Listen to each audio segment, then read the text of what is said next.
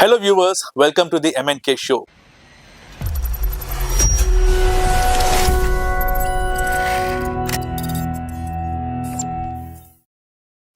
Today we are here at the Birds of Paradise Foundation. As soon as you hear the name Birds of Paradise, what comes to your mind? Variety of birds? Different kinds of birds from different places? Not really.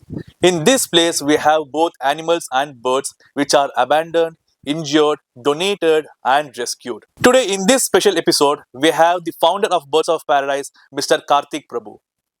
He stood for the lives which doesn't have voice. He stood as a voice and he proved that the change can be made not with chaos and noise but with care. Stay with us in this episode and let's learn more about this place, Birds of Paradise, because the story of Birds of Paradise and the stories behind these animals and birds deserve to be heard. Hey, hi guys, this is Karthik, founder of Birds of Paradise Foundation. Basically, I'm from Pondicherry, moved to Bangalore 8 years back. So I've been working with animals and nature past 24 years now. So I had a very big dream about nature and future generation connections. So we founded a Birds of Paradise 2.5 years back in the Bangalore. So with a very three major reason. One, so nowadays the people not connecting with the nature. So to love towards the animals, compassion towards the animal, coexisting with the animals is going on. So Birds of Paradise want to create a small connecting between both human and animals. Second, birds of paradise also act like a shelter for non-native species like exotics, the animal which is not found in India naturally. So lot of people abandoning those animals, right? We want to create a home for them, forever home. And third, which is very important, we believe education is the only tool we can change the future. So in India, there are very limited organizations providing animal care and management courses. So we are happy Birds of creating a small platform for the people who like nature and animals. They can be a part of Birds of Paradise team and get to learn animals care and management. Hi Karthik, welcome to the MNK Show. Hi, hello, hi. So the first question that I would like to ask you is that where did this thought of rescuing or healing birds or taking care of the birds, where did the idea start for you? Okay. So actually, the idea started from my childhood. So I would say so none other like other parents, my mom and dad took me to the animal related place, which gave me a small spark in my heart to love towards the animal. Though I am young and I decided in my life because everybody have their own ambitions. They want to become some want to become a teacher, as a police, so and so. But I want to become an animal expert. Though in young age I don't have any particular knowledge about animal welfare and things like that, but I want to be animal expert. So keeping that in mind, I was traveled along my childhood and I used to go zoo, circus. Though it's not right now, I realized. But over a period of my whole young age journey, taught me a lot about animal care and management. So over a period of time, I realized something. India need a lot of animal care people because though our culture is respecting the animals and nature, but when come to the animal care and management and welfare, we are lagging that. It's sad to say. So during my journey, what I learned, why can't we start a place? Because though there are a lot more places in and around Bangalore or India, so let me try my part to connect the nature. So that's what we end up with starting Birds of Paradise. When you chose this place, when you thought that okay, we'll start something like this, why Birds of Paradise? Because you have animals and birds both. Yeah. But why Birds of Paradise and this foundation? What does it tell you and what does it represent? Yeah, so the name itself is, I feel like a very unique. So you could say like there is a set of bird species called Birds of Paradise. Those species are very unique, found in a very deep jungle of tropical evergreen forest. Which they are unique. So same thing, what we want to do also unique. So the people are like a welfare, they are unique, but if we want to do more unique works on the field. That's what we end up with the Birds of Paradise name. And again, the mission of Birds of Paradise to build a compassion and safe environment for the captive animals. Though we're working for Indian wildlife for rescue and rehabilitation, but we more like a captive manager. It can be a dog, cat, any domesticated or any exotic animal. We want to create a safe environment for them. That is what we want. Created Birds of Paradise to educate the people towards that. Okay. And what does this foundation stand for? Like when you say Birds of Paradise, how do you feel now? So now, after 2.5 years of journey, with a lot of review from the people who visited here, and again from my mentors, I'm really proud of be a part. I can proudly say, Birds of Paradise gave a good place for everybody's heart. I'm very happy and proud of it. Did you get inspired by something, or this was wholly your own idea, or was it inspired by looking at some other organization or some other place or somebody doing it outside India or in India? Yeah, I mean, obviously, during my journey, I do travel multiple states, including worked in international zoo as well. So other out of India, there are a couple of countries they do have a such concept, but they were considered only as a petting farm, petting zoo, and the concept. But whereas there are a lack of welfare was there, and there is a lack of education towards the conservations. So, and again, there are a lot more places in India where they're doing a really amazing job towards the compassion and stuff like that. Again, yeah, obviously, like I take inspiration from other people who are senior than me, and I'm learning from them as well. And this is my small startup now. Okay. You have done countless rescues. Yeah. Could be snakes, animals, anything. So tell me about one rescue that stayed in your heart. And no matter how many rescues you do in future, but this one will be special and memorable. So what is that one rescue? Okay, so actually, this was a rescue which happened in my native. It's like almost like a decade back. So though it's not a wild animals, it's actually domesticated. It's a kitten. So this kitten was fallen in the well. By while falling, it was stuck in the grill. So it entirely like spears the whole body, and the kitten was stuck there for a few days, like a 2-3 days, I believe. And we got a call, and by the time we reached there, so there are a lot more local people's not letting because it's in the private property. So there is a lot more conflict we happened. So, but somehow we managed with local authorities and site owners, we able to achieve the site.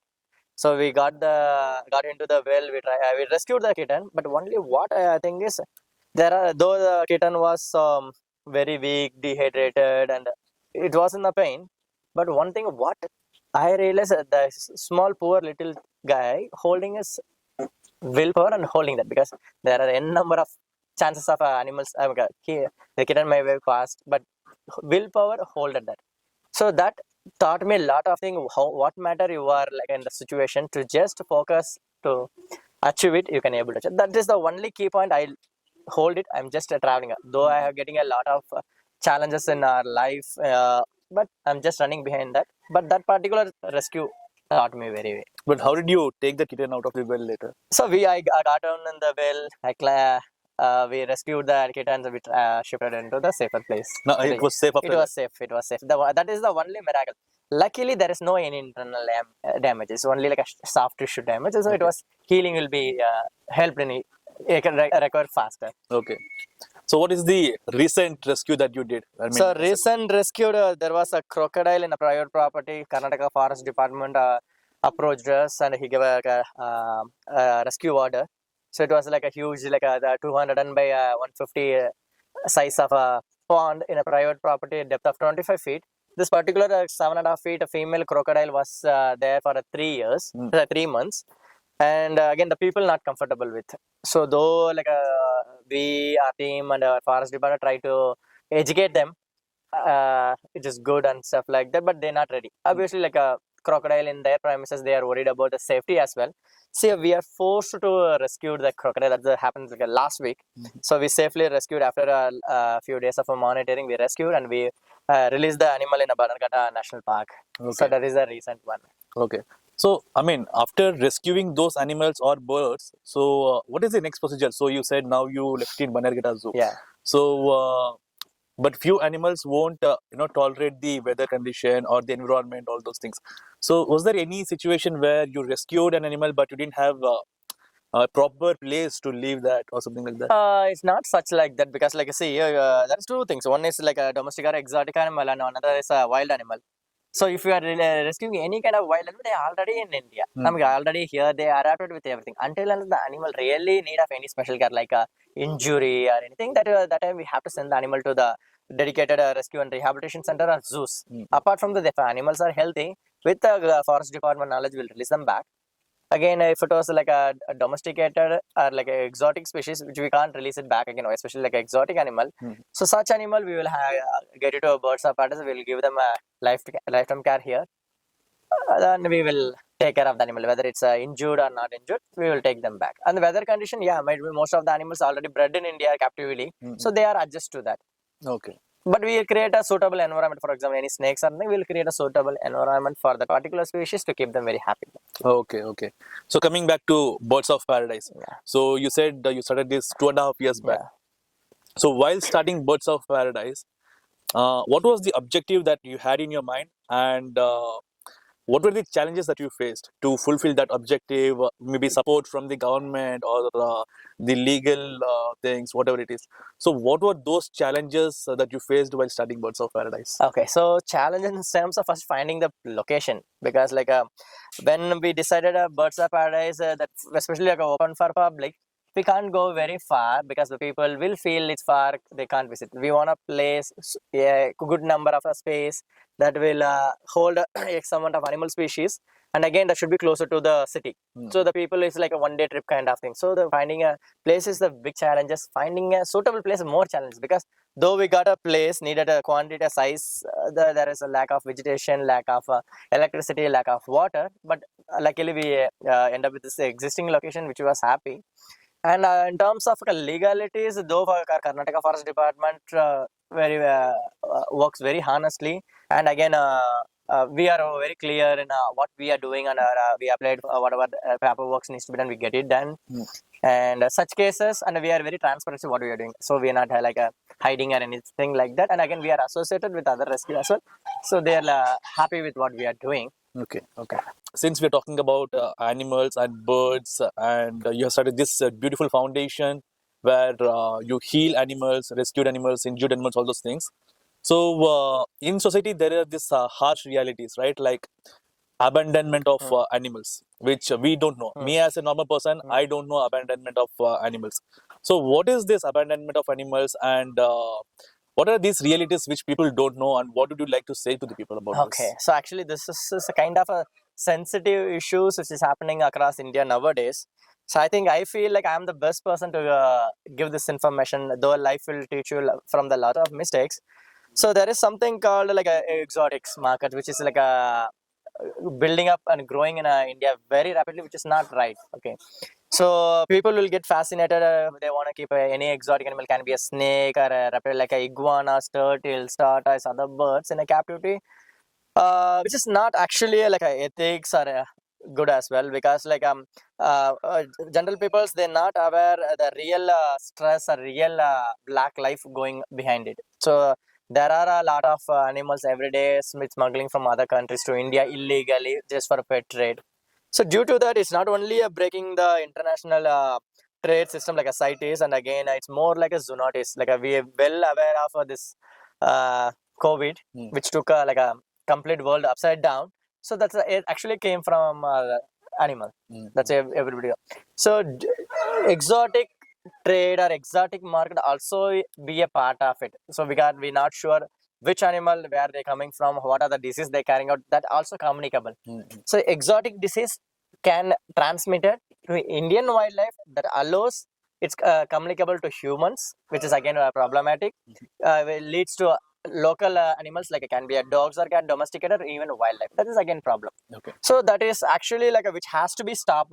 So it's good. Indian government took a lot of initiative to stop it. That really appreciable. And moreover, like as you told, the people buying and abandoning the animals, yeah.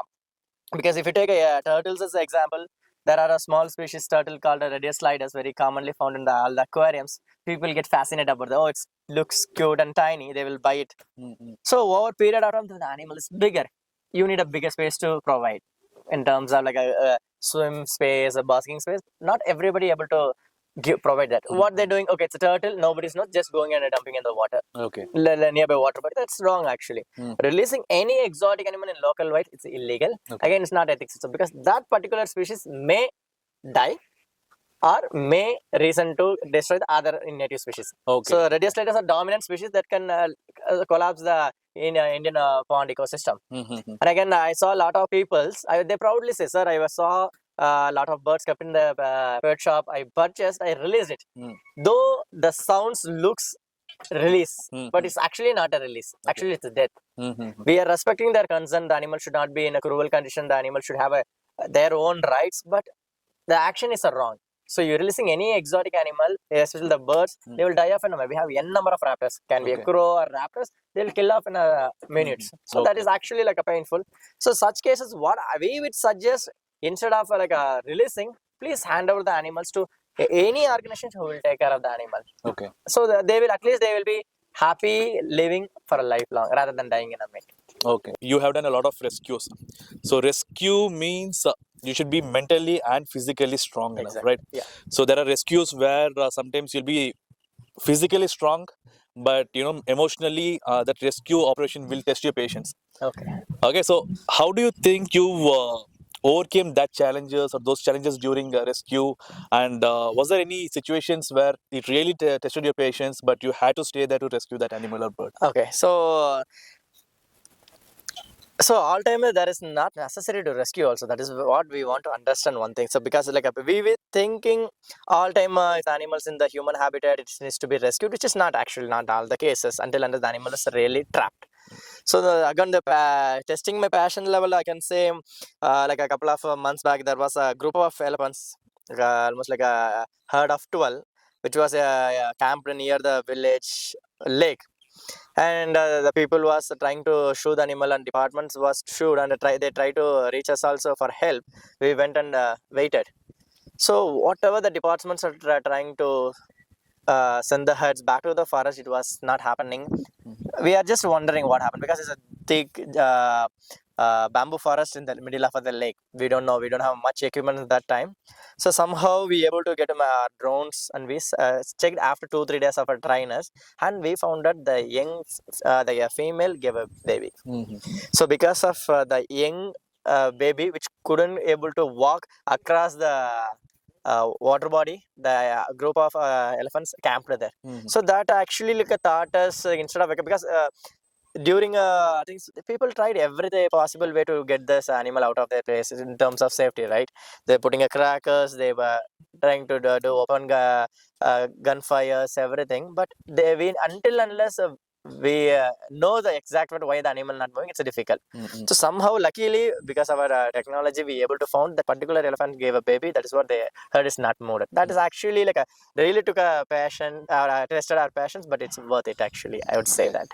Okay, so this was, we had some emotional reason where it Eh, delivered a baby. Exactly. It's, if it has injury, we can forcefully we can go try to get the animal treated, but it's baby. That's where the emotion comes. Though during the rescue times, the emotional we usually keep away from that. When it's come to the infant, it will break down. Just say, what if the animal is not responding to your this one, and it's because of the anger or that furious thing? If it's not responding properly, and because of that, your rescue is not going smoothly. So, was there any situation like that? No, they have their own natures in terms like they always try to protect themselves, defensive, and they try to escape from the thing. They're not. No animals will cooperate you. Okay, they want to because they are not understanding. We are going to help. They always there have their own behavior.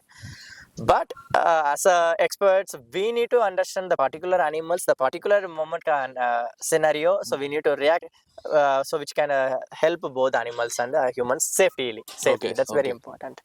Now we see the emus around here. Yeah.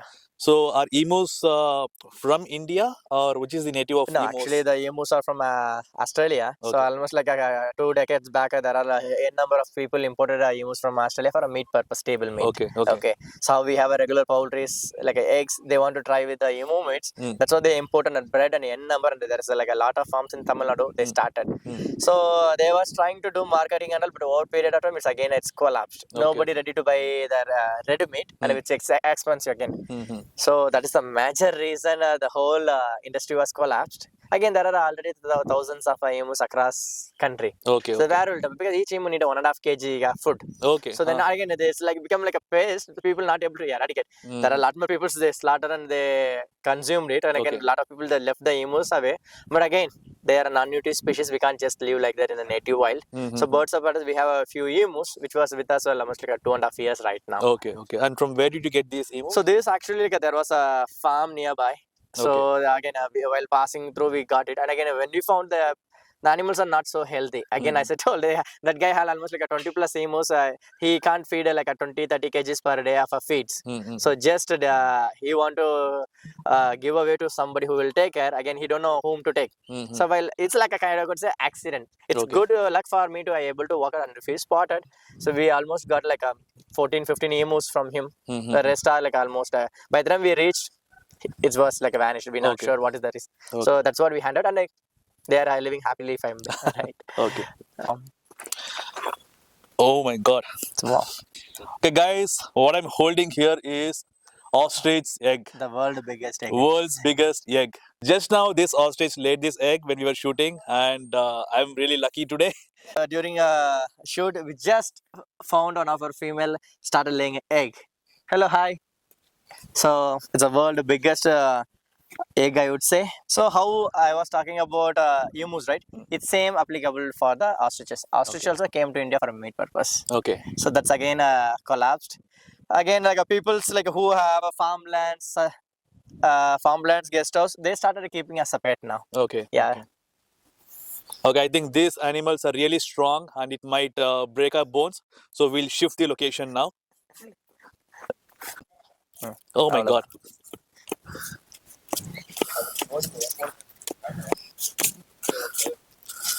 Oh, wait. Patient. Community support, I would say like a 50% we will get, and 50% we always have a negative impact. Supreme Court gave order to remove any feral animal like dogs or cats or cattle from any kind of institutions or not in a public places, right? We are utilizing that as an opportunity to try to educate the people, build a love towards the animals. Please call rescue centers. Okay, that first call or a first step, it will really help the animals to save from the situations. Some of the animal may escape and end up with some other more problematic for humans and the animal as well.